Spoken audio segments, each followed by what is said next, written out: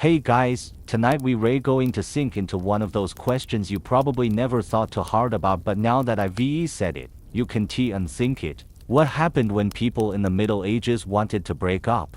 Because we all know marriage has never exactly been perfect. People have been getting tired of each other for as long as there have been people. But the way we do it today with lawyers, paperwork, and maybe a joint custody arrangement over the dog was absolutely not how medieval Europeans did it. So tonight, get comfortable, dim the lights, pull the blanket up, and let yourself drift as we meander through the oddly bureaucratic, often ridiculous, and sometimes tragic world of medieval divorce, or rather, what passed for divorce. Because spoiler, it wasn't divorce as we think of it. In fact, the very idea of done, let us both remarry was basically impossible, unless, of course, you were rich enough, powerful enough, or creative enough to find a loophole, and that's the mood for tonight, gentle wandering through those loopholes. Lots of paperwork, some awkward bedroom details, a fair number of popes who were usually not amused. Let us float into the basics first. Medieval Europeans didn't think of marriage in the way most of us do now. It wasn't usually about love or attraction. It wasn't even about two people. Not really. It was about property, inheritance, social standing, and dynastic survival. For peasants, that might mean pooling together tiny strips of farmland, or making sure the cow went with the bride so there'd be milk for the new household. For townsfolk, it could mean securing a business connection or ensuring the family workshop stayed in good hands. But for the nobility and royalty, marriage was practically a political chessboard. A teenage princess might find herself engaged to some grumpy old duke she'd never met, simply because their lands touched on a map, and their families wanted to stop fighting or start a stronger alliance against someone else. A prince might get betrothed to a child half his age, and everyone would just shrug and say, that's diplomacy. So when we talk about medieval divorce, we're not really talking about two people who fell out of love. We're talking about alliances breaking apart. We're talking about kingdoms getting awkward.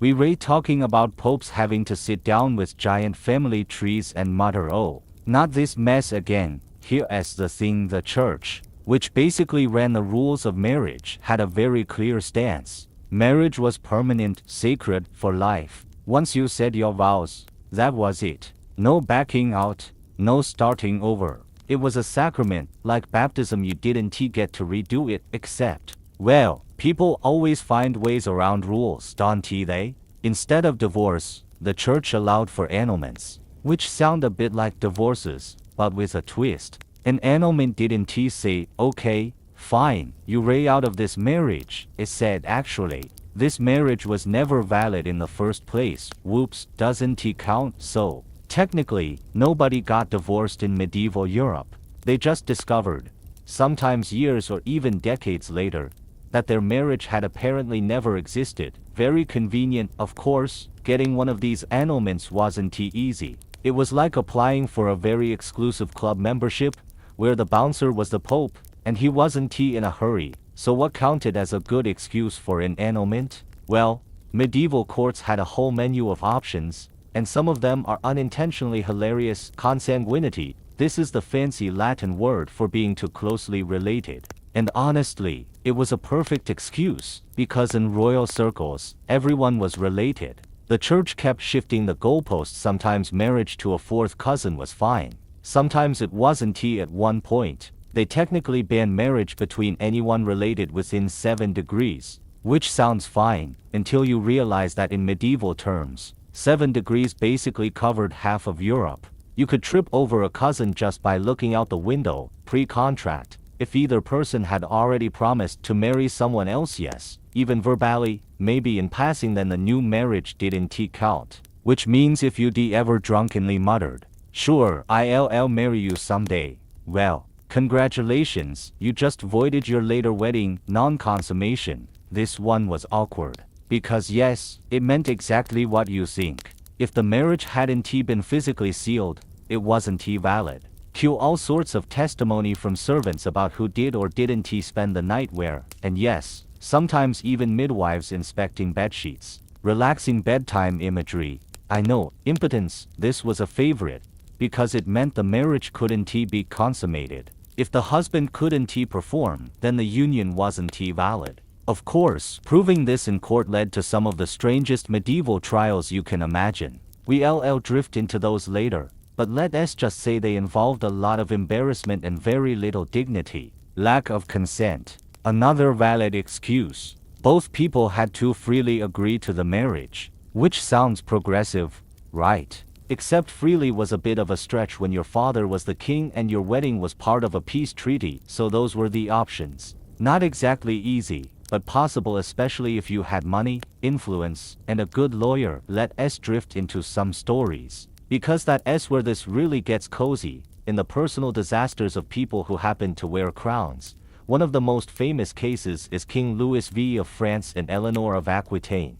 Their marriage started with promise. Eleanor brought with her the massive Duchy of Aquitaine, one of the richest lands in Europe. Louis was young, pious, and, well, not particularly exciting. He had been raised for the church, and he never quite shook that monkish vibe. Eleanor, on the other hand, was one of those women who seemed to belong to a different century. She was sharp, witty, and cultured. She liked poetry, adventure, and judging by her later life, probably a good dose of drama. The two clashed almost immediately. They had two daughters, but no sons, and Louis began to feel both frustrated and inadequate. The spark wasn't there. And Eleanor? She made no secret of her boredom. Their marriage was more like a long, awkward dinner party than a partnership. Eventually, Louis pushed for an annulment. The excuse? Consanguinity. Yes, he and Eleanor were related. But then again, so was basically every other royal couple in Europe. Still, it worked. In 1152, the marriage was annulled, and here's the punchline. Just a few weeks later, Eleanor married Henry Plantagenet, who, very soon, became King Henry I of England. By doing so, she shifted the vast, wealthy lands of Aquitaine away from France and into England's control. This one annulment set off centuries of Anglo-French rivalry, including the 100 Years' War. Because Louis V was too monkish and too stubborn. Not every annulment was so world-changing, of course. Sometimes they were just awkward. Take Margaret of Scotland. She was married off, young and unwilling, to a man named Humphrey, Earl of Stafford. She wasn't thrilled. Eventually, she managed to convince the church that she never truly consented to the marriage, which, again, was technically valid grounds for annulment. She got her freedom, remarried someone she actually liked, and miracle of miracles seemed to live happily ever after. That was rare. More often, noble women stayed stuck. If you couldn't get an annulment, there was another option: separation. It was called divorce a mensa et thoro, or divorce from bed and board, which sounds fancy, but really just meant you could stop living together. You stayed married in the eyes of the church, but you didn't have to share a roof or a bed, which might sound like a relief until you realize that separation didn't let you remarry. You were still technically married, and only death could release you. It was like being permanently assigned to the world's most boring group project. Except you didn't even have to talk to your partner anymore. One of the strangest and sleepiest cases comes from Lady Joan of Kent in the 16th century. She secretly married a knight, Thomas Holland, without her family's approval. He went off on crusade. While he was away, her family promptly married her off to someone else, William Montague. Suddenly, Joan had two husbands. When Thomas returned, he was understandably confused and a little annoyed. He claimed Joan was his wife. Joan agreed. William disagreed. The whole mess went all the way to the Pope, who eventually decided Joan's first marriage was the valid one. The second was annulled, so Joan accidentally committed bigamy. The Pope had to step in. And everybody just sort of moved on. That's medieval marriage for you. One long clerical headache. And yes, let's settle in with the weirdest detail: impotence trials. If a wife claimed her husband couldn't perform, the church didn't just shrug it off. No, they launched a full investigation, which sometimes meant bringing in a panel of matrons, basically respectable older women, to inspect the husband. Other times, the man was asked to prove his abilities in front of witnesses. Yes, that actually happened. You can imagine how humiliating that must have been, and how unhelpful. Because let us be real, no one performs their best when an audience of priests and matrons is taking notes.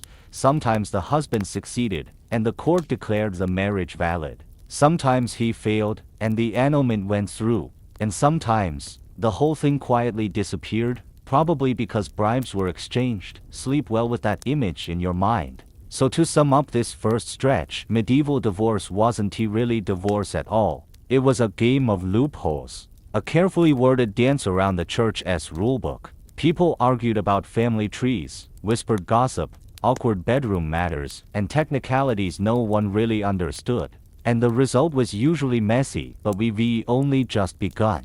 We've only dipped our toes into the strange, sleepy world of annulments. There are so many more tangled stories to drift through: kings who begged the Pope in vain, queens who tried to wriggle free, and families who turned marriage into a political chess game that nobody really won. So let us gently float onward, deeper into the royal soap opera of medieval divorce.